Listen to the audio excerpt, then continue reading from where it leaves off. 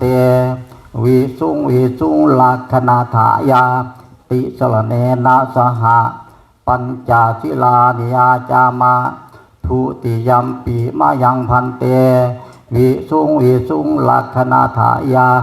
ติสรเนนะสหะปัญจศิลานิยาจามาตติยัมปีมายังพันเตวิสุงลักขณาถายาติสรเนนะสหะปัญจศิลานิยาจามานะโมตัสสะภะคะวะโตอะระหะโตสัมมาสัมพุทธัสสะนะโมตัสสะภะคะวะโตอะระหะโตสัมมาสัมพุทธัสสะนะโมตัสสะภะคะวะโตอะระหะโตสัมมาสัมพุทธัสสะนะโมตัสสะภะคะวะโตอะระหะโตสัมมาสัมพุทธัสสะนะโมตัสสะภะคะวะโตอะระหะโตสัมมาสัมพุทธัสสะนะโมตัสสะภะคะวะโตอะระหะโตสัมมาสัมพุทธัสสะพุทธังสรณังคัจฉามิพุทธังสรณังคัจฉามิธัมมังสรณังคัจฉามิธัมมังสรณังคัจฉามิสังฆังสรณังคัจฉามิสังฆังสรณังคัจฉามิทุติยัมปิพุทธังสรณังคัจฉามิทุติยัมปิพุทธังสรณังคัจฉามิทุติยัมปิธัมมังสรณังคัจฉามิทุติยัมปิธัมมังสรณังคัจฉามิทุติยัมปิสังฆังสรณังคัจฉามิทุติยัมปิสังฆังสรณังคัจฉามิตติยัมปิพุทธังสรณังคัจฉามิตติยัมปิพุทธังสรณังคัจฉามิตติยัมปิธัมมังสรณังคัจฉามิตติยัมปิธัมมังสรณังคัจฉามิตติยัมปิสังฆังสรณังคัจฉามิตติยัมปิสังฆังสรณังคัจฉามิติสรณะคัมมนังนิจจิตังสาธุอามาพันเตปานาติปาตาเวระมณีสิกขาปะทังสมาธิยามิปานาติปาตาเวรมณีสิกขาปะทังสมาธิยามิอะ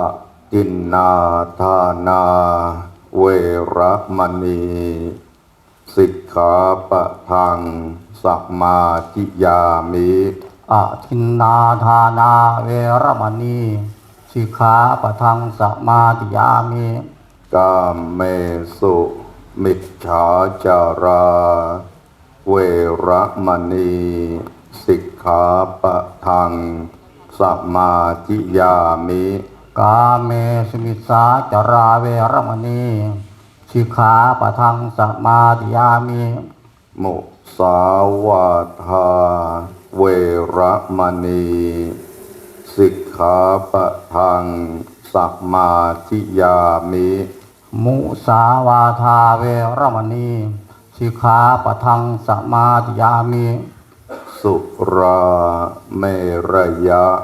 มัชฌะปมาทัฏฐานาเวระมณีสิกขาปะทังสมาธิยามิสุราเมรยะมัชฌัปมาทัฏฐานาเวรมณีสิกขาปะทังสมาธิยามิอิมานิปัญจสิกขาปะทานิสีเลนะสุขติงยันติ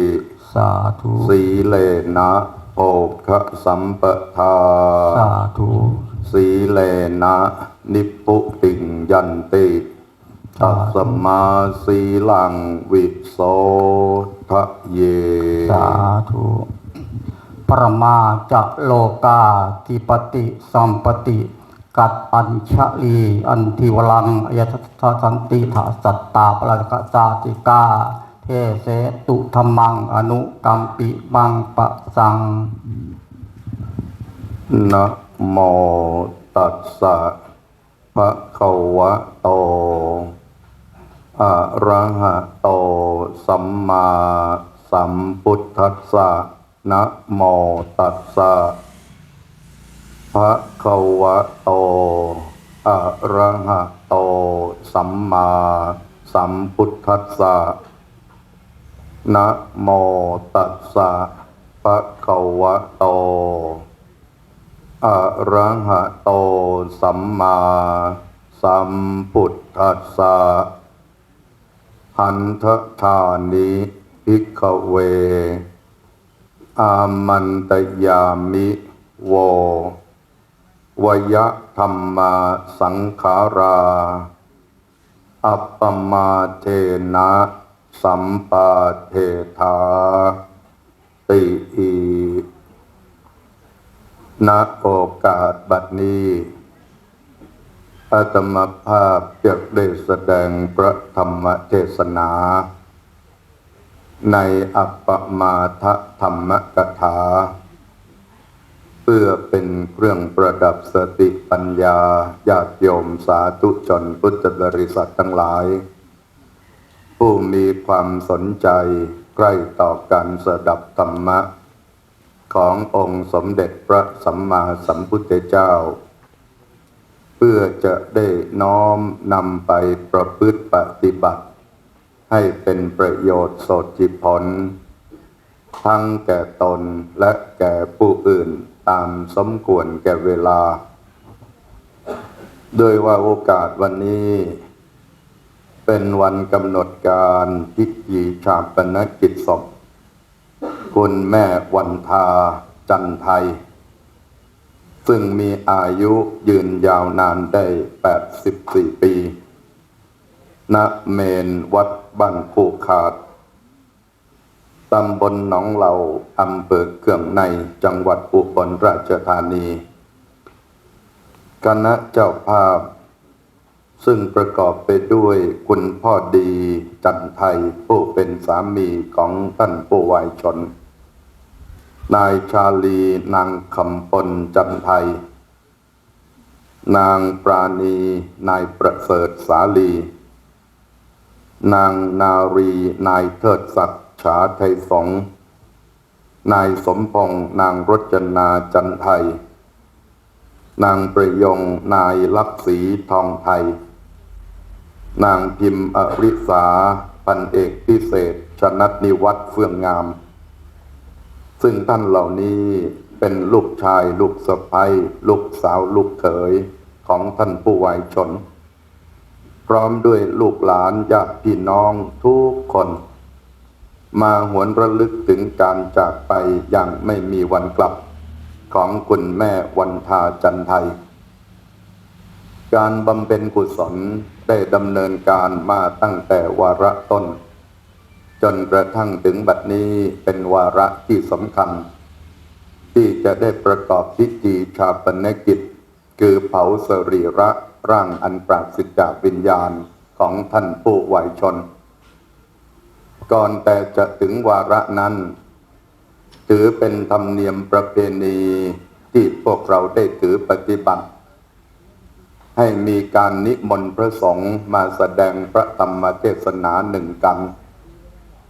และนิมนต์พระสงฆ์มาสวดมาติกาบังสุกุลธรรมเนียมประเพณีอันนี้ก็สืบเนื่องจากพวกเรามีความตั้งใจว่าเป็นโอกาสสุดท้ายที่สรีระร่างอันปราศจากวิญญาณของท่านผู้วายชนจะได้มีโอกาสในการบำเพ็ญบุญเรียกว่าฟังเทศน์ก็เป็นกันสุดท้ายของคุณแม่วันทาจันไทยฟังพระสวดก็ถือว่าเป็นครั้งสุดท้ายของท่านเพราะอีกไม่กี่ชั่วโมงข้างหน้าสรีระร่างของท่านก็จะสลายไปแล้ว ดังนั้นในส่วนของพระธรรมเทศนาอาตมาได้รับอาราธนาให้ได้มาทำหน้าที่จึงขอมาทำหน้าที่แสดงธรรมให้ญาติโยมสาธุชนพุทธบริษัททั้งหลายได้รับฟังโดยวางหลักของพระธรรมเทศนาไว้เป็นสองหลักหลักที่หนึ่งเมื่อความตายเกิดขึ้นสิ่งที่พวกเราพูดอยู่เบื้องหลังจะต้องทำอะไรและหลักที่สองคุณงามความดีของท่านผู้วายชนมีอย่างไรบ้างจะได้โยงใยไปถึงหลักธรรมคำสอนขององค์สมเด็จพระสัมมาสัมพุทธเจ้าที่พระองค์ตรัสไว้ซึ่งวันนี้ได้อัญเชิญมาเป็นบทตั้งเรียกว่าเป็นปัจฉิมพุทโธวาทคำสอนที่พระพุทธเจ้าตรัสสอนไว้ก่อนแต่จะเสด็จดับขันธ์ปรินิพพานเหมาะควรในการที่จะนำมากล่าวมาแสดงให้ท่านทั้งหลายได้รำลึกนึกถึงท่านสาธุชนทั้งหลายความตายเป็นสิ่งที่เที่ยงแท้พวกเราไม่ว่าจะยากดีมีจนมียศมีตำแหน่งเป็นพระเป็นญาติเป็นโยมเกิดมาตายทั้งนั้นดังที่เรารู้กันนั่นละคนโบราณท่านบอกว่าไปบอกกลับหลับบ่ตื่นฝืนบ่มีหนีบ่หม่อมกลมบ่วิตบ่มีผู้ใดหลีกหลีหนีหม่อมความตายไปได้เกิดมาตอนใดก็ตายเท่านั้นแต่แม่นบ่อยากตายก็อย่าเกิดให้ไปหอดไปถึงพระนิพพานจึงจะบ่มีการเวียนว่ายตายเกิดอีกต่อไปแต่ว่าถ้าแม่นว่าเกิดอยู่จังสี่พวกเฮาก็ยังต้องอยู่ในวังวนของความตายโบราณเป็นเว้าว่าความตายนี่แขนข้อตุกบาดยางตื่นมื้อเช้าเห็นหน้าจึงว่ายังความตายนี่แขนข้อตุกบาดยางมันหักแขนอ่อนตอนแนวนี้ผู้โสพลดังนั้นพระผู้เทศน์ก็ตายโยมผู้มาฟังก็ตายพระผู้มาสวดก็ตายแต่ว่าตอนนี้จะเฝ้าตายกันแล้วกันเด้อให้อายุมันขวัญยืนให้ตายแต่ไม่ใช่แหลมโยมวันท่าจันไทยเพราะจังไดเอาเล่าขึ้นบ่ได้แล้วไปแท้ๆล่ะเอิ้นเล่าให้ขึ้นมาไม่ใช่แหลมเอ้ยมาเด้อมาเป็นคนเล่ากับสวัสดีเราอะไปแล้วบ่มีความห่วงความใยอีหยังแล้วบ่ลำบากบ่เดือดร้อนเรานอนแน่นิ่งอยู่ในหีบอยู่ในโลงของเราอะล่ะยังแต่พวกเฮาเนี่ยล่ะยังต้องดิ้นรนยังต้องเฮ็ดเวียกเฮ็ดการเฮ็ดงานยังต้องบืนเฮ็ดภาระหน้าที่อีหยังอยู่ดังนั้นญาติโยมสุขโสกนความตายเนี่ยมันเป็นของเที่ยงแท้สำหรับทุกผู้ทุกคนบ่มีผู้ใดหนีหม่อมตายพระพุทธเจ้าของเฮาเป็นศาสดาเอกของโลกเพิ่นก็ยังตายบ่ได้แตกต่างกันเด้ดังนั้นเมื่อความตายเกิดขึ้นผู้อยู่เบื้องหลังต้องเฮ็ดอีหยังสิ่งสำคัญที่พวกเราจะต้องทำคือหนึ่งทำใจสองเตรียมการสามประสานคนสี่ทำบุญทำกุศลอุทิศไปให้ตามคตินิยมประเพณีนี่คือสิ่งที่พวกเฮาต้องเฮ็ดต้องทำลูกหลานของแม่ยายแหลมยายวันท่าจันไทยเฮ็ดเบิดตั้งแต่มื้อที่เล่าเสียชีวิตไปดังที่พวกเฮาโหนั่นล่ะตั้งแต่ปูนมื้อวันที่31 มกราคมพุ่นล่ะในครอบครัวตอนที่เห็นเล่าบ่สำบายก็เอาทำใจแล้วทำยากที่สุดก็คือทำใจเนี่ยล่ะแต่ว่าก็ต้องเฮ็ดต้องท เพราะว่าความยากเป็นอย่างมันจึงยากเพราะความหักความแพ่งที่พวกเฮามีต่อกันเนี่ยล่ะโอ้ยุว่าจังไดก็ต้องตายแต่ว่าคนเฮามันขึ้นหอดกันมันหักกันมันแพ่งกันอยากให้อยู่น้ำเฮาดนนั่นแม้จะมีความหวังเพียงเล็กๆน้อยๆบางเตือเนี่ยเพียงฉิบไปจอนมันยังเต้นอยู่จะยังดีใจว่าพอเฮายังอยู่น้ำแม่เฮายังอยู่น้ำญาติพี่น้องคนหักคนแพ่งยังอยู่น้ำเรียกว่ามีความหวังแต่ว่าเมื่อว่าละของความตายมาหอดมาถึงบัดนี้เฮ็ดจังไดล่ะทำใจโอ้ยคนเฮาเกิดมามันก็เป็นจังสี่น้อบ่มีผู้ใดหนีหม่อมความตายพระพุทธเจ้าเป็นตรัสบอกไว้แล้วเด้สัพเพมัจจุปรายนาสัตว์ทั้งหลายทั้งปวงมีความตายเป็นเบื้องหน้ามรณันตังหิชีวิตังชีวิตมีความตายเป็นที่สุดทำใจเนี่ยผู้เป็นสามีของแม่ยายแหลมพ่อยายดีก็ทำใจลูกหลานทุกผู้ทุกคนญาติพี่น้องก็ทำใจให้มันได้แม้ว่ามันสิยากก็ต้องทำใจว่าจังไดเอาเล่าขึ้นบ่ได้แล้วพอทำใจได้แล้วเตรียมการแบบนี้เตรียมแล้วเฮ็ดจังไดน้อสิจัดงานศพผู้เป็นภรรยาเฮ็ดจังไดน้อสิจัดงานศพอีแม่ให้สมเกียรติสมศักดิ์ศรีเป็นไปตามกตินิยมประเพณีบ้านเมืองเพิ่นพาเฮ็ดพาทำจังไดเฮาก็สิเฮ็ดตามเพิ่นผู้ใดมาบอกมาแนะนำจังไดก็เตรียมจังสั่นเฮ็ดจังสั่นให้ขาดตกบกพร่องหน่อยที่สุดอันนี้ก็คือการเตรียมการตั้งแต่มือ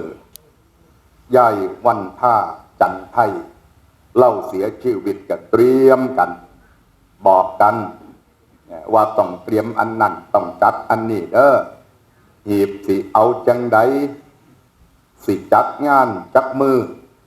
เตรียมเนี่ยว่าสิตั้งสรีระสังขารอยู่วัดหรือสิตั้งอยู่บ้านอยู่เงื่อนตกลงกันนั่นคือการเตรียมการพอเตรียมการเรียบร้อยแล้วประสานคนแบบ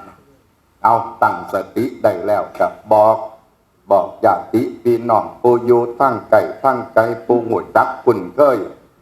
บอกผู้หลักผู้ใหญ่ผู้ใดติควรที่บอกแน่ว่าตอนนี้ยายวันท่าแม่ยายแหลมเล่าเสียชีวิตแล้วเด้อพากันมาเอาอยากมาเป็นเจ้าภาพงวมการงวมงานผู้ใดสิรับเป็นเจ้าภาพอีหยังแน่เจ้าภาพสวดพระอภิธรรมหรือว่าเพิ่นสิมาเป็นเจ้าภาพในมืองานวันที่จะมีพิธีชาปนกิจจังซั่นล่ะคือจังกับมื้อนี้กับประสานไปบางเทื่อกับพิมพ์การ์ดคือจังกับเนี่ยล่ะครอบครัวจันไทยก็พิมพ์การ์ดมีไล่ซื้อลูกเต่าเล่าล้านผู้นั่นผู้นี่แจ้งไปหรือว่าบางเทื่อซุมื้อเนี่ยก็ส่งเฟซส่งไลน์กันบอกกันโทรศัพท์หากันแม่ใหญ่เพิ่นจากไปแล้วเด้อสิตั้งศพไว้จักมือนี่คือการประสานคนอย่างวันนี้เพราะการประสานคนประสานทั้งพระประสานทั้งญาติทั้งโยมผู้รู้จักคุ้นเคยพี่น้องในหมู่บ้านแม้ว่าสิหูจักว่าอันนี้เป็นเหตุข้องวัฒนธรรมประเพณีพวกเฮาต้องเย็ดต้องทำก็ต้องประสานต้องบอกถ้าบ่บอกกันน้อยใจว่าโอ้ยเป็นหยังคือจังมาบอกจังสั่นก็มีเพราะฉะนั้นการประสานคนก็เป็นสิ่งที่ได้ทำแล้วทำบุญทำกุศลอุทิศไปให้ตามคตินิยมประเพณีอะไรที่ดีที่งามทำให้หมดอาตมาเสื่อมั่นว่าตั้งแต่มือที่แม่ใหญ่วันท่าจันไทยแม่ใหญ่แหลมเล่าเสียชีวิตเฮ็ดเบิดทุกสิ่งทุกอย่างลูกเต่าเราหลานในครอบครัวมีปู่หลักปู่ใหญ่มีจำของหมู่บ้านมาบอกจังใดพิธีกรเพิ่นให้เฮ็ดให้ทำจังใดผู้บาอาจารย์ประสงค์องค์เจ้าเพิ่นบอกให้เฮาเฮ็ดเฮาทำจังใดเฮ็ดเบิดบุญอีหยังก็เฮ็ดให้ท่านรักษาศีลเจริญจิตตภาวนาถวายภัตตาหารเช้าถวายภัตตาหารเพลสวดพระอภิธรรมทำให้หมดนี่คือการ ทำบุญทำกุศลจนกระทั่งแม้แต่มื้อสุดท้ายก่อนที่สิประกอบพิธีชาปนกิจคือเผาสรีระร่างอันปราศจากวิญญาณของเราก็ให้มีการที่พระสงฆ์มาแสดงพระธรรมเทศนาและก็มีพระสงฆ์มาสวดมาติกาบังสุกุลเฮ็ดธรรมให้มันครบถ้วนสมบูรณ์หีดก้องวัฒนธรรมประเพณีอีหยังที่มันดีมันงาม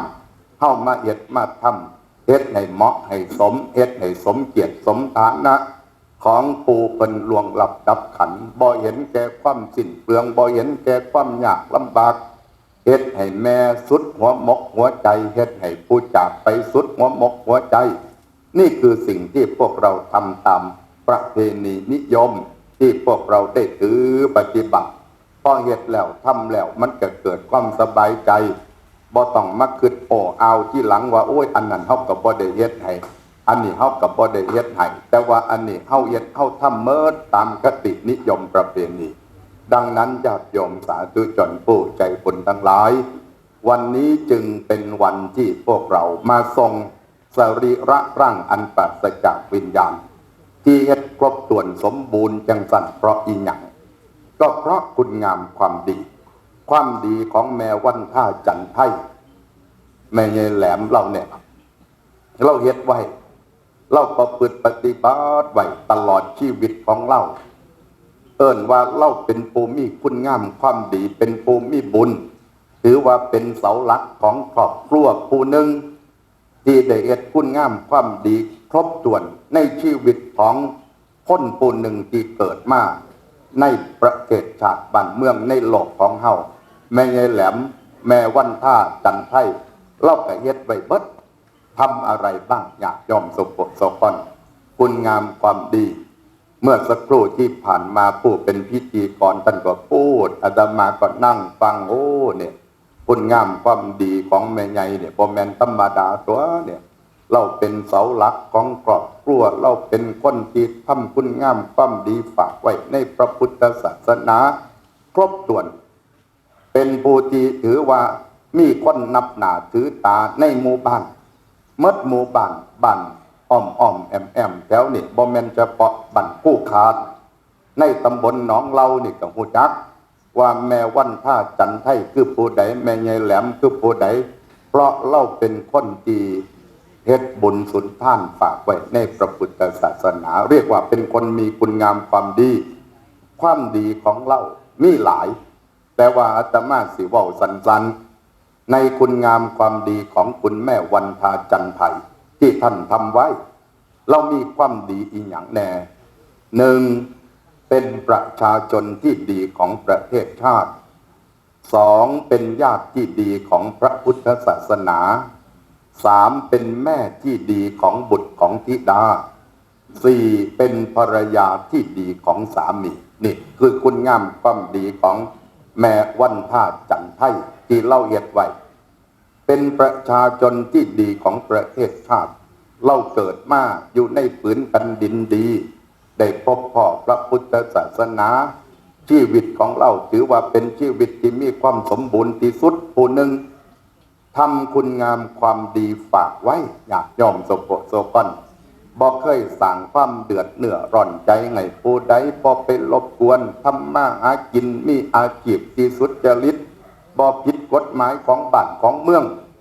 ชีวิตของคุณแม่วันทาเป็นชีวิตที่ถือว่าเป็นประชาชนที่ดีของประเทศชาติเราเป็นคนไทยเราก็ปฏิบัติหน้าที่ทำหน้าที่ของความเป็นคนไทยอย่างครบถ้วนนั่นคือชีวิตของคนผู้หนึ่งที่ได้เฮ็ดได้ทำเป็นญาติที่ดีของพระพุทธศาสนาอันนี้ได้รับการยืนยันอาตมาฮอดวัดก็บ่ได้ถามผู้อื่นดอกพอดีท่านเจ้าอาวาสเพิ่นลงไปต้อนรับเพิ่นก็เล่าสู่ฟังว่าโอ้ยแม่ใหญ่แหลมเนี่ยบ่แม่นธรรมดาเป็นโยมผู้ให้การอุปถัมภ์ประถากวัดว่าอารามบ่ได้ทิมวัดว่าอารามอุปถัมภ์บำรุงพระพุทธศาสนาโดยต่อเนื่องนอกจากโตเล่าบำรุงแล้วยังไปหอดไปถึงลูกเต่าเราหลานของเราสุขสุขคน เราสอนลูกสอนหลานเล่าให้มีความนักแน่นมั่นคงในพระพุทธศาสนาเด้ออย่ายิ้มเนี่ยล่ะอาตมาเองเมื่อวานนี้ท่านพระครูโสพลวนานุกูลเพิ่นได้แจ้งให้ทราบกับจดเจือได้เมื่อนี้เนี่ยเป็นมือที่อาตมาว่างพอดีแต่แม่นทรงสการเล่ามืออื่นเนี่ยอาตมากับบ่ว่างเลยจึงว่าโอ้จบเจือเป็นบุญของเราเป็นบุญของอาตมานำที่ได้มีโอกาสมาทรงสการเราก็อยากได้บุญนำคือกันเพราะฉะนั้นญาติโยมสุโขโสพลนี่ล่ะคือความเป็นบุญเราเฮ็ดไว้เราทำไว้เราทำบุญไว้ในพระพุทธศาสนาคนทำบุญไว้ในพระพุทธศาสนาเนี่ยมักสิได้รับสิ่งที่ดีๆกับชีวิตอย่างวันนี้พวกเราที่มาส่งสรีระร่างอันปราศจากวิญญาณของคุณแม่เนี่ยล่ะ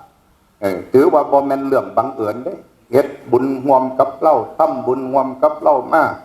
เป็นญาติเป็นพี่น้องกันจังซั่นน่ะได้มาส่งสการเราอันนี้ก็เพราะเป็นความดีที่คุณแม่ท่านทำบุญไว้ในพระพุทธศาสนามากมีบุญมีประสงค์องค์เจ้ามาทรงสการเป็นจำนวนหลายมีญาติโยมผู้หลักผู้ใหญ่ในท้องถิ่นท้องที่มาทรงสการญาติพี่น้องมาตุ่มมาห้อมกัน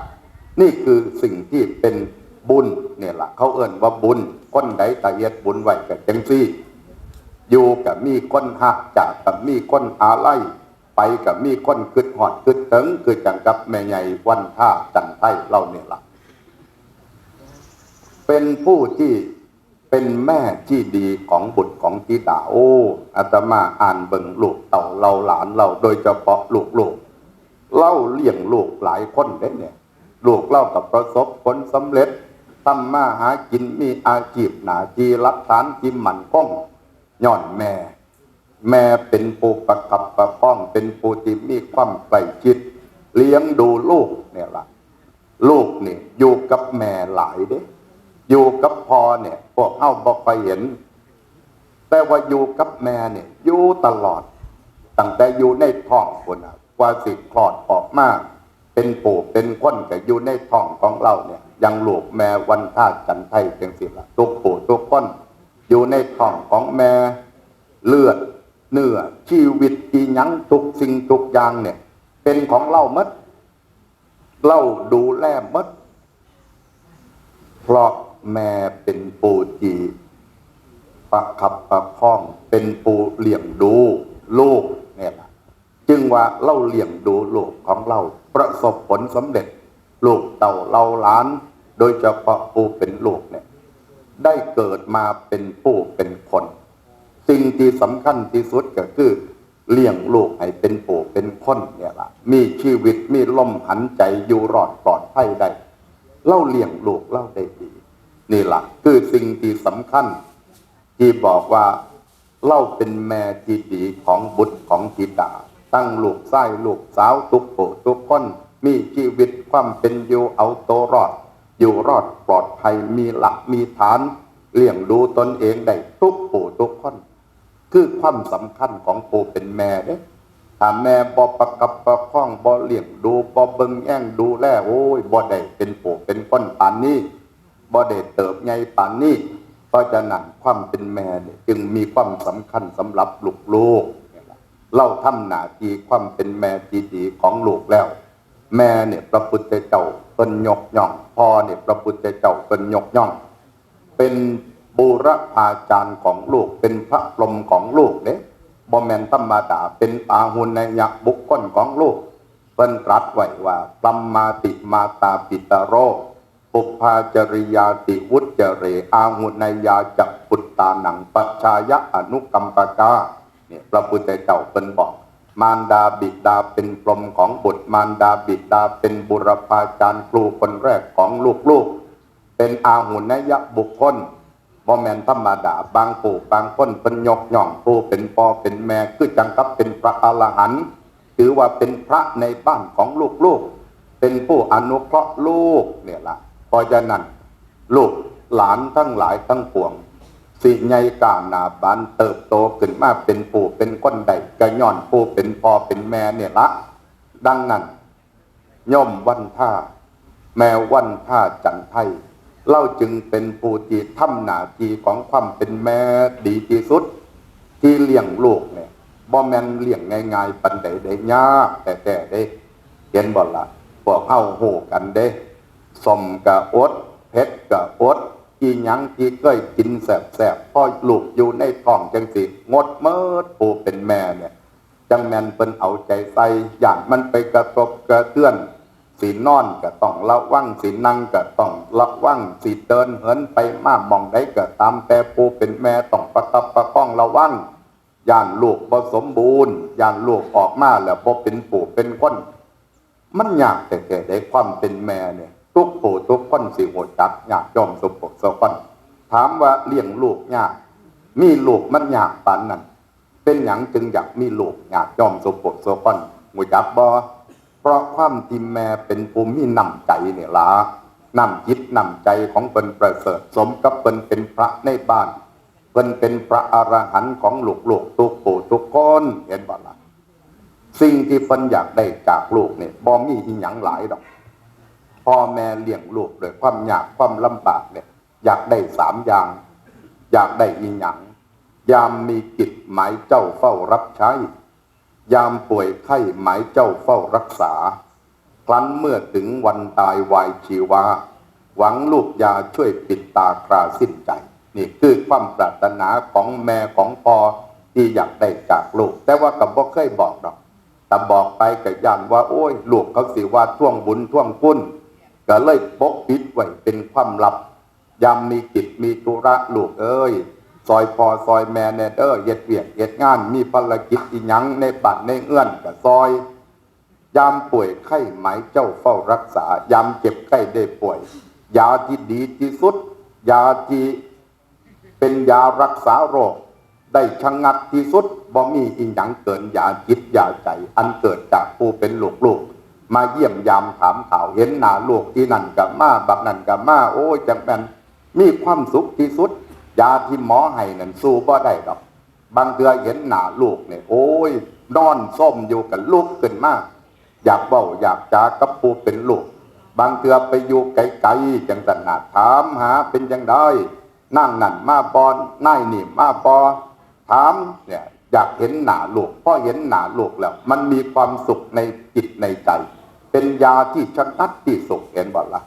ยามป่วยไข้หมายเจ้าเฝ้ารักษาเนี่ยล่ะลูกๆของแม่แหลมตุกปู่ตุกก้นดูแลแม่แหลมด้วยความตั้งจิตตั้งใจครั้นเมื่อถึงวันตายวายชีวาหวังลูกยาช่วยปิดตาคลาสิ้นใจคือจังกับจังสิล่ะย่ำตายแล้วก็มาปิดตาก็คือเอาบุญเอากุศลให้เล่าซอยปิดตาให้นอนตายตาลับนี่อาตมาเห็นการจัดพิธีการเฮ็ดการทำที่ได้เฮ็ดให้แม่วันท่าจันไทยครบถ้วนได้เนี่ยถือว่าเป็นการปิดตาแม่อาตมาว่าโอ้ยเราคือสิบ่ห่วงละล่ะเนี่ยเบิ่งเราแนมลูกเต่าเราหลานแนมญาติพี่น้องมาทรงสการเราเนี่ยแต่แม่นดวงวิญญาณเราอยู่หม่องอย่างนี้เราคือสิยิ้มไปเป้ยอยู่ล่ะโอ้ยดีใจแล้วเมื่อนี่เห็นครูบาอาจารย์ประสงค์องค์เจ้ามาเห็นญาติพี่น้องผู้หลักผู้ใหญ่มาเห็นลูกเต่าเราหลานมาตุ่มมาห้อมมาทรงสการเป็นจำนวนหลายเรายิ้มไปเป้ยอยู่ตั้งสวรรค์พุ่นล่ะนี่ล่ะคือปิดตาให้ยังครบถ้วนสมบูรณ์นี่คือคุณงามความดีของคุณแม่วันทาจันไทยที่เพิ่นได้เฮ็ดได้ทำไว้เพราะความดีของเพิ่นจังซี่ล่ะญาติโยมสุภสุพนพวกเฮาจึงบ่ทิ่มเพิ่นลูกเต้าเราหลานก็มีความกตัญญูกตเวทีความกตัญญูกตเวทีเป็นเครื่องหมายของคนดีกตัญญูรู้คุณท่านสำคัญนักนี้คือหลักคนดีมีครบถ้วนตอบแทนคุณให้งามตามสมควรคนดีล้วนยึดมั่นกตัญญูกตัญญูกตเวทีแสนดีเลิศเป็นเครื่องเชิดชูสง่าเป็นราศีเป็นรากแก้วขวัญตนของคนดีเป็นเครื่องชี้บ่งคุณค่าราคาคนนี่คือสิ่งที่สำคัญเพราะฉะนั้นด้วยคุณงามความดีของคุณแม่วันท่าจันไทยที่เราเอ็ดเราทำไว้การจัดงานในมื้อนี้จึงมีความครบถ้วนสมบูรณ์ญาติโยมสาธุชนผู้ใจบุญทั้งหลายคนเราเนี่ยแม้จะมีคุณงามความดี มากมายขนาดไหนก็อย่างที่บอกแล้วว่าทุกชีวิตเกิดมามีความตายเป็นที่สุดบ่มีผู้ใดหลีกหนีหม่อมความตายไปได้เป็นผู้ใดก็ตามแต่สิมียศถาบรรดาศักดิ์สูงทรงปานใดก็ตามแต่ทุกชีวิตมีความตายเป็นเบื้องหน้าดังนั้นองค์สมเด็จพระสัมมาสัมพุทธเจ้าเพิ่นจึงตรัสเตือนไว้ก่อนเพิ่นเสด็จดับขันธ์ปรินิพพานเพิ่นได้ตรัสพระบาลีที่เอิ่นว่าเป็นปัจฉิมพุทโธวาทคำสอนสุดท้ายเพิ่นตรัสไว้29คำอย่างยอมพระพุทธเจ้าเพิ่นหันทธานิภิกขเวอามันตยามิโววยธรรมาสังขาราอัปปมาเทนะสัมปาเททะนี่พระพุทธเจ้าเพิ่นตรัสไว้สำนี้45พรรษาของพระพุทธเจ้าที่เพิ่นหลังจากตรัสรู้แล้วออกแสดงธรรมเผยแผ่หลักธรรมคำสั่งสอนหลังจากเพิ่นเสด็จดับขันธ์ปรินิพพานญาติโยมมีพระธรรมสังฆาหากาจารย์พระอรหันตเจ้าเพิ่นรวบรวมหลักธรรมคำสอนของพระพุทธเจ้าไว้ทั้งหมดมี 84,000 พระธรรมขันธ์แบ่งเป็นพระวินัย 21,000 พระธรรมขันธ์แบ่งเป็นพระสูตร 21,000 พระธรรมขันธ์แบ่งเป็นพระอภิธรรม 42,000 พระธรรมขันธ์รวมแล้วเป็น 84,000 พระธรรมขันธ์เอามาพิมพ์เป็นพระไตรปิฎกเป็นหนังสือมีทั้งหมด45 เล่มเป็นพระวินัย8 เล่มเป็นพระสูตร25 เล่มเป็นพระอภิธรรม12 เล่มร่วมกันแล้วเป็น45 เล่มคำสอนของพระพุทธเจ้าทั้งหมดเนี่ยอยากย่อมสมบูรณ์สมบูรณ์มารวมลงอยู่ในคำสอนที่พระพุทธองค์ได้ตรัสไว้อยู่ใน29 คำเป็นประโยคสุดท้ายเนี่ยล่ะร่วมเมื่อร่วมแล้วก็คือศีลสมาธิปัญญาเมื่อร่วมแล้วก็คือความไม่ประมาทนี่คือสิ่งที่องค์สมเด็จพระสัมมาสัมพุทธเจ้าเพิ่นตรัสไว้แปลความว่าจังใดพระพุทธเจ้าเพิ่นตรัสไว้แปลความว่าจังซี่เอาเถอะท่านผู้เห็นภัยในวัฏสงสารทั้งหลายบัดนี้เราตถาคตขอเตือนพวกท่านทั้งหลายสังขารทั้งหลายมีความเสื่อมความสิ้นไปเป็นธรรมดาท่านทั้งหลายจงยังความไม่ประมาทให้ถึงพร้อมเถิดนี่คือสิ่งที่เป็นคำสอนที่พระพุทธเจ้าเพิ่นตรัสไว้เอาเถอะท่านผู้เห็นภัยในวัฏสงสารทั้งหลายบัดนี้เราตถาคตขอเตือนพวกท่านทั้งหลายคำเตือนของพระพุทธเจ้าเตือนว่าจังไดเตือนว่าสังขารทั้งหลายมีความเสื่อมความสิ้นไปเป็นธรรมดาสังขารคือร่างกายจิตใจรูปธรรมนามธรรมทั้งหมดทั้งสิ้นคือโตตนของพวกเอ้าเนี่ยล่ะโตสังขารเนี่ยมันมาจากไสจากจอมโสปันมันมาจากสิ่งที่เป็นของปรุงแต่งเพิ่นเอิ่นว่าธาตุว่าขันธ์นักปราชญ์เมืองอุบลเพิ่นบอกจังสี่ว่าในชีวิตร่างกายโตตนของคนของมนุษย์เฮาเนี่ยบ่มีอีหยังหลายดอกมีเพียงสำนี้เพิ่นบอกจังสี่4 คนยางหนัก5 คนจองหลัง2 คนฝังอยู่ข้างคนหนึ่งอ่านอ่างพระคาถานี่คือสิ่งที่คนโบราณท่านเอาคำสอนที่พระพุทธเจ้าพระองค์ตรัสไว้มาเว้าเป็นภาษาชาวบ้านให้พวกเฮาได้ฟังว่าโตตนของความเป็นคนเป็นมนุษย์พวกเฮาเนี่ยมันมีเพียงสำนี้4 คนยางหนักคืออีหยังก็คือธาตุทั้ง4ดินน้ำไฟลมมันประชุมปรุงแต่งกันที่เฮาเป็นโตเป็นตนเป็นรูปเป็นร่างเนี่ยก็ย่อมธาตุทั้ง4นั่นล่ะปฐวีธาตุอาโปธาตุเตโชธาตุวายโยธาตุดินน้ำไฟลมเพราะดินน้ำไฟลมเพิ่นเฮ็ดหน้าที่ของเพิ่นจึงเฮ็ดให้เฮาเป็นโตเป็นตนเป็นรูปเป็นร่างถ้าแม้นว่ามีแต่ธาตุทั้ง4ที่ซื่อเฮาก็เป็นเพียงคนซื่อเนี่ยบ่สามารถที่สิพัฒนาสู่ความเป็นมนุษย์ได้แต่ว่าถ้าแม้นอยากพัฒนาสู่ความเป็นมนุษย์ต้องมีอีหยังมาประกอบต้องมีขันธ์ตั้งหากขันธ์ตั้งหากคืออีหยังแน่ก็คือโภคเวทนาสัญญาสังขารวิญญาณอันนี้เป็นสิ่งที่มาสนับสนุนเฮ็ดให้ความเป็นคนพัฒนาสู่ความเป็นมนุษย์จากมนุษย์พัฒนาสู่ความเป็นเทวดาจากเทวดาพัฒนาสู่ความเป็นพรหมจากความเป็นพรหมปุถพัฒนาเป็นพระอริยบุคคล สันพระโสดาบันสกิทาข้ามีอนาคามีพระอรหันต์ผลถ้าแม่นมีเพียงธาตุสี่ซื่อพัฒนาบ่ได้เป็นคนซื่อเนี่ยอย่างหลวงพ่อพุทธทาสเป็นบอกว่าเกี่ยวกับเรื่องความเป็นคนเนี่ยมันอยู่เพียงเท่านี้แต่ว่าแต่แม่นว่าอยากเป็นคนสมบูรณ์เนี่ยมันต้องเป็นมนุษย์เป็นว่าเป็นมนุษย์เป็นได้เพราะใจสูงเหมือนหนึ่งยุงมีดีที่แววขนถ้าใจต่ำก็เป็นได้แต่เพียงคนย่อมเสียทีที่ตนได้เกิดมานี่แหละเพราะฉะนั้นเนี่ยสองสิ่งนี้ต้องอาศัยกันนักปราชญ์เมืองอุบลเป็นจึงบอกจังสี่กับหามีมากประจำโลกท่านขาดของมูนี่มีแล้วกับเราศูนย์สี่บ่จุนหาไว้คือกันกับของตาหาบ่จุนสี่ไว้ก็คือดำดังกันสัจธรรมของชีวิตพวกเรามันก็มีอย่างนี้เนี่ยเปิ้นเอิ้นว่าสี่คนยางหนาหาคนมาจองหลังสองคนฝังอยู่ข้างบัดนี้แนวอื่นบ่อยู่เคียงข้างเฮาเด้อย่างอีแม่แหลมเนี่ยละเนี่ยแม่วันท่าจันไทยเนี่ยบ่ข้างเราเด้ทรัพย์สินเงินทองเงินซ่านบ้านซองสามีลูกหลานบ่มีอีหยังอยู่เคียงข้างเราย่ำเราตายแต่ว่าสิ่งที่อยู่เคียงความดีบุญกับบาปตอนนั้นมันอยู่เคียงข้างนักปราชญ์เป็นจึงบอกโอ้คือเงากับไปตามเฮาสู่วันบ่มีเว้นคันเฮาผ้ามันเล่นผ้ามันเป็นแลนผ้ามันแอนฟอนเงานั่นกับแอนน้ำคันเฮานั่งยองเงากับนั่งลงน้ำคันเฮาเอาหลังนอนกับอ่อนลงนอนด้วยคันเฮาตนเอาหลายลันขึ้นต้นไม้ผาหลังเขาคันตะนั่งบ่ได้มีย่ำเหินห่างไกลกันได้อันนี้สันใดแท้ทั้งสองบุญบาปมันก็จิตต่อคนน้ำสนผู้ทำเพราะฉะนั้นสิ่งที่ติดตามก็คือบุญกับบาปนี่แหละยังแม่วันท่า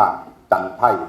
เรามีบุญติดตามเราบุญกุศลคุณงามความดีที่เราสร้างไว้ในขณะยังมีชีวิตนี่แหละติดตามไว้คือจังกับภาพที่พวกเขาเห็นในตอนนี้ล่ะเพราะความดีของเราได้เนี่ยยามอยู่เราก็มีคนหักผู้เป็นสามีกับหักกับแป้งผู้เป็นลูกกับมีความเคารพหักแป้งในผู้เป็นแม่หลานกับมีความหักความแป้งในคุณยาคุณย่ายอย่างต่างๆย่ำจากกับมีคนอาลัยเบิ่งตีละพวงหลีดมาแสดงความอาลัยผู้นั้นกับมาแสดงความไหวอาลัยนอกจากมาห่วมการห่วมงานกับนำสิ่งของวัตถุอันนั้นอันนี้มาเพื่อแสดงนำจิตนำใจย่ำไปกับมีคนกึดหอดกึดถึงกึดหอดอีหยังกึดถึงอีหยังมอมแมนกึดหอดกึดถึงสรีละหลังของเราแต่ว่ากึดหอดกึดถึงคุณงามความดีที่เราได้เย็ดไว้ตั้มไว้โอ้ยอันนั้นแม่ก็เคยเย็ด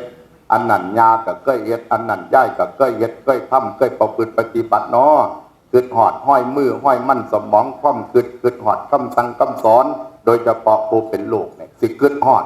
โอ้ยอีแม่เคยสอนเฮาจังสันอีแม่เคยสอนเฮาจังสิเป็นบอกเป็นสอนจังแม่นเป็นอยากให้เราได้ยิบได้ดีเด้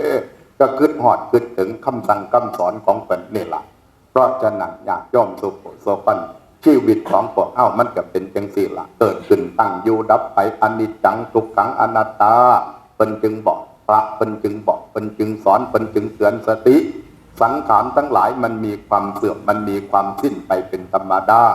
มันเสื่อมสูมือเด้สรีระร่างกายของพวกเฮาตุกปกตุกก้อนเนี่ยบอกว่าไผก็ตามแต่ละบอกว่าเป็นพระบอกว่าเป็นญาติเป็นโยมเป็นผู้ชายเป็นแม่ยิ่งทุกสิ่งทุกอย่างในสรีระร่างของพวกเราเนี่ยมันเสื่อมหมดสุปุสุก้อนเด็กดำกับขาวเหย้ากับสันมันกับคล้อนเป็นว่ามันเสื่อมผมที่เคยดำขับตอนเป็นหนุ่มเป็นสาวพออายุหลายขึ้นกับเป็นผมขาวสายตาที่เคยแนมเห็นอีหยังเด็กชัดเจนหูที่เคยได้ยินได้ฟังอีหยังชัดเจนเพราะอายุหลายขึ้นตากับพร่ามั่วหูกับตึงมันเป็นจังสันมันกับก้อนกระดูกส่วนประกอบในร่างกายของพวกเฮาบ่ว่าแขนบ่ว่าขาบ่ว่าแขวในปากมันเสื่อมสภาพไปเบิดนี่ล่ะว่าพื้นเรื่องความเสื่อมเนี่ยนักปราชญ์เมืองอุบลเป็นเว้าไว้ดีเพิ่นบอกว่าความเสื่อมในชีวิตของพวกเฮาเนี่ยมันมีอยู่10ระยะเพิ่นว่ามีเสื่อมจังไดแน่อันนี้เพิ่นเรียงลำดับไว้ดีๆต่อสมกับเพิ่นเป็นนักปราชญ์อยู่ญาติโยมสุโขสุปันเพิ่นบอกจังซี่10 ปีอาบน้ำบ่หนาว20 ปีเกี่ยวเบาเกี่ยวสาวบ่เบื่อ30 ปีม่วนเสือตื่นก่อนไก่ 40 ปีนอนมือกายหน้าผาก50 ปีไปให้มากทอดขาไปหน้ามากทอดหุย60 ปีเป่าคุยบ่ดัง70 ปีเนื้อหนังเป็นห่วง80 ปีนักหนวกมาหู90 ปีลูกหลานดูนั่งห้องไห100 ปีไข่กระตายบ่ไข่กระตายตายเบิดบ่มีผู้ใดหลีกหนีม่อมแม่แหลมเนี่ยเราบ่หอดสำนอ100 ปีได้แค่84 ปีวัง2-3 มื้อเนี่ยหลวงปู่อาตมาไปเทศงานเป็นหลวงปู่ศรีปูนอยู่อำเภอสำโรงอายุ102 ปีเป็นอายุมันขวัญยืนแต่ว่าพวกเอากับเอาเถาะ80 กว่าปีเนี่ยก็ถือว่าโอ้ยหมานแล้วเด้เนี่ยนั่งอยู่เนี่ยก็แนมเบิ่งหน้าแล้วบ่เป็นต้องฮอด80เจ้าคนเนาะอย่าสิไปคิดว่าเจ้าของสิอายุมันขวัญยืนปันไม่แย่แหลมเด้อมันซุมื้อเนี่ยอายุเฉลี่ยของคน70 ปีบ่เกิน75 ปีเท่านั้นเด้ตายตั้งแต่เล็กแต่น้อยจักอีหยังโรคภัยไข้เจ็บมันก็เกิดขึ้นหลายซะเหลือเกินเนี่ยมันบ่คือแต่เก่าแต่ก่อนเนี่ยอาหารการอยู่การกินอีหยังก็โอ้ยจังแม่นมันบ่อึดบ่อยาก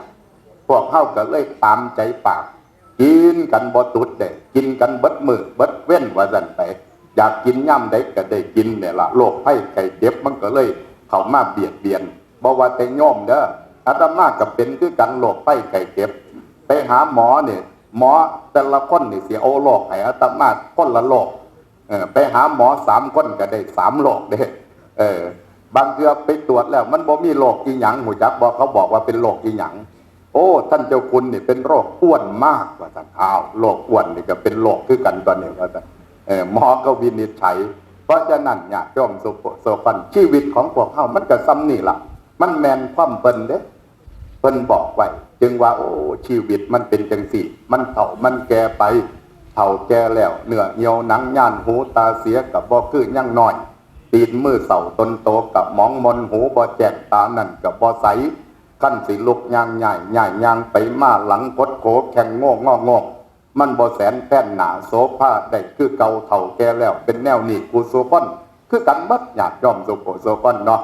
มันเป็นไปจังซั่นเฮาก็ว่าเฮาดีแล้วย่ำเฮาเป็นหนุ่มแย่งแวนหัวหยุ่มแย่งแล้วเปิดบ่เป็นถึงมาย่ำเฮาเฒ่าแย่งเงาเป็นตานายเป็นป่วยหน่วยป่วยใหญ่มีหม่องอยู่ตัวโตเหลียวเบิ่ง2 ฝ่ายแก็บหัวแย่มปัดแหงคือบางโปบางคนบ่มีแขวไปส่องกระจกเบิ่งเด้อโอ้ยจังแม่นมันแตกต่างจากตอนเป็นหนุ่มเป็นสาวนี่คือความเป็นจริงญาติโยมคือความเสื่อมเมื่อมันเสื่อมไปเรื่อยๆสุดท้ายก็สิ้นไปความสิ้นเนี่ยล่ะเพิ่นเอิ้นว่าความตายแก่งสละตายกันสุโขโซก้อนนั่นละแต่ว่าตอนนี้นั่งอยู่นี่อย่าเฝ้าตายเด้อถ้าสิตายก็120 ปีจึงตายก็แล้วกันเนาะอายุมันขวัญยืนก็แล้วกันเพราะฉะนั้นชีวิตพระพุทธเจ้าเพิ่นจึงตรัสไว้ประโยคสุดท้ายอัปปมาเทนะสัมปาเทถะเพิ่นบอกอย่าประมาทพวกเอ้าเนี่ยอย่าประมาทให้รู้จักในการสั่งบุญสั่งกุศลสั่งคุณงามความดีคือจังกับแม่วันท่าจันไทยเราบ่ประมาทบ่มัวเมาในขณะที่เรายังมีชีวิตมีลมหันใจอยู่แล้วก็สั่งบุญสั่งกุศลสั่งคุณงามความดีอันใดที่โมเขาว่าดีเราก็เฮ็ดนำเบิดทุกสิ่งทุกอย่างเพราะฉะนั้นญาติโยมสาธุชนความตายเป็นสิ่งที่สิต้องเกิดขึ้นกับสุโขโซก้อนหูจักอยู่ดอกว่ามันต้องตายแต่ว่าความตายเนี่ยมันก็แปลกถ้าเกิดกับบุคคลผู้ที่เฮาหักเฮาแพงแล้วมันก็อดบ่ได้ที่สิโศกเศร้าเสียใจเป็นเรื่องปกติธรรมดาของมนุษย์ปุถุชนเพราะฉะนั้นสิ่งที่พวกเราจะต้องทำใจให้ได้ก็คือให้เข้าใจความเป็นจริงจังสิล่ะมื้อนี้เป็นมื้อที่ลูกหลานของคุณแม่วันท่าจันไทยมาทรงสการมาทรงสรีระร่างอันปราศจากวิญญาณของเรางานศพเป็นงานของความสูญเสียญาติโยมเอ้ยบ่อยากให้มีสิ่งเหล่านี้เกิดขึ้นหรอกเพราะว่าผู้ใดก็ตามแต่เด้ญาติโยมเนาะมันบ่อยากให้เกิดแต่ว่าเมื่อมันเกิดแล้วเฮ็ดจังได๋ล่ะมันเอาขึ้นบ่ได้เด้แนวนี้เนี่ยไปแล้วก็ไปเลยไปหวังบ่เหลียวหลังคือเก่าอ่ะละเพราะฉะนั้นเนี่ยสิ่งที่พวกเฮาต้องเฮ็ดต้องทำเพิ่นบอกว่ามาในงานศพสิ่งที่พวกเราได้กลับไปคืออะไรอย่างมื้อนี้ล่ะเฮามาส่งสการ แม่วันท่าจันไทยสิ่งที่พวกเฮาได้ก็คือหนึ่งได้เห็นความดีของผู้ตายสองได้เห็นน้ำใจของผู้อยู่สามได้เห็นความกตัญญูของลูกของหลานสี่ได้เห็นความสมัครสมานของญาติของมิตรและห้าได้เห็นชีวิตที่มันเป็นอนิจจ์นี่คือสิ่งที่พวกเฮามาแล้วได้กลับไปเห็นความดีของผู้ตายก็ยังที่เว้ามาตั้งแต่ตอนต้นพุ่นละว่าคุณแม่วันท่าจันไทยคุณยายแหลมเราเป็นคนมีคุณงามความดีจังสันจังสี่ตันเจียวคุณก็เว้าสู่ฟังแต่โดยย่อเพราะฉะนั้นเฮาก็ได้เห็นความดีของผู้ตายเห็นน้ำใจของผู้อยู่เมื่อเนี่ยที่มาร่วมงานมาทรงสการเมื่อนี่ก็เพราะน้ำใจน้ำบ่อน้ำคล่องยังเป็นร่องน้ำใจน้ำมองได้กระสู่น้ำจิตน้ำใจบ่ได้พวกเฮาเนี่ยแม้สิมีภารกิจเวียกงานก็ต้องมาเพราะว่ามันเป็นน้ำใจเห็นความกตัญญูของลูกของหลานในคุณแม่คุณย่าคุณยายสุดหัวหมกหัวใจนี่คือความกตัญญูนิมิตตังสาธุรูปานังกตัญญูกตเวทิตาภูมิเวสาธุรูปานังกตัญญูกตเวทิตาเห็นความสมัครสมานของญาติของมิตรเนี่ยล่ะญาติพี่น้องทุกผู้ทุกคนคือจังกับผู้เป็นพิธีกรเปิ้นเว้าอาตมานั่งฟังเปิ้นโอ้ยว่าซั่นบั่นผู้ขาดเนี่ยเวลามีงานจังซี่ญาติพี่น้องทุกผู้ทุกคนซอยกันได้ว่าซั่นมีผู้ทำหน้าที่จิตอาสาจังสั่นจังซี่เฮาบ่จิ้มบ่ปากันเป็นหีดของวัฒนธรรมประเพณีนั่นล่ะคือความสมัครสมานของญาติของมิตรซอยอีหยังกันได้ก็ซอยเหงื่อซอยแห้งซอยจตุปัจจัยเงินค่ำกำแก้วมีเล็กมีหน่อยก็ซอยกันไปตามฐานานุรูปนั่นคือความสมัครสมานของญาติของมิตรและที่สำคัญก็คือได้เห็นชีวิตที่มันเป็นอนิจจังคนเฮาเกิดมากก็ต้องตายจังสิล่ะอันความตายชายนารีหนีไม่พ้นมีหรือจนก็ต้องตายวายเป็นผีถึงแสนรักก็ต้องร้างห่างทันทีไม่วันนี้ก็วันหน้าเช้าหรือเร็วทุกผู้ทุกคนเกิดมากมันต้องตายเพราะฉะนั้นพระพุทธเจ้าเป็นจึงสอนไว้ว่าให้เฮาพิจารณาความตายให้อยู่กับความตายเด้อให้เจริญมรณานุสติพระพุทธเจ้าเป็นบอกว่าอวัตสังมยามริตพัง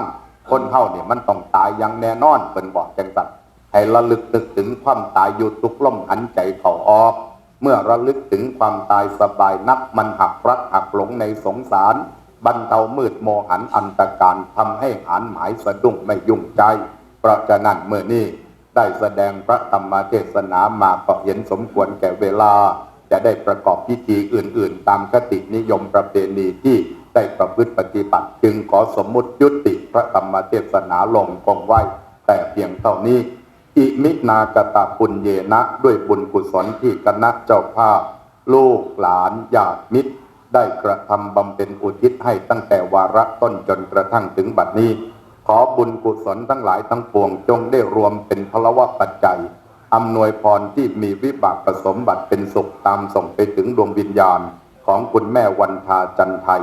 ถ้าดวงวิญญาณของคุณแม่วันทาจันไทยจะล่วงรู้ด้วยญาณวิถีใดๆจงได้มารับเอาส่วนบุญส่วนกุศลที่คณะเจ้าภาพลูกหลานญาติมิตรได้กระทำบำเพ็ญอุทิศไปให้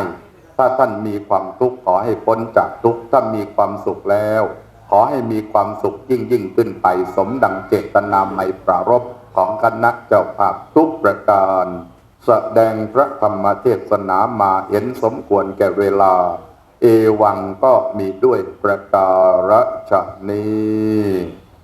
ยะถาวาริวหาปุราปริปุเรนติสากรังเอวะเมวะอิโตจินนังเปตานังอุปกัปปติอิจิตังปฏิตังตุมหังกิปะเมวะสมิจเจตุสัพเพปุเรนตุสังกปาจันโทปนรโสยถามณิโจติรโสยถาสัพพิติโยวิวัชชันตุสัพพโรโควินัสสตุมาเตปวัตวันตรายโยสุขีทีคายุโกภวะอภิวาตนาสีลิสนิจจังวุฒาปจายโนจัตตารโอธรรมาวัฏันติอายุวันโนสุขังพลังสาธุนะครับที่สาธุ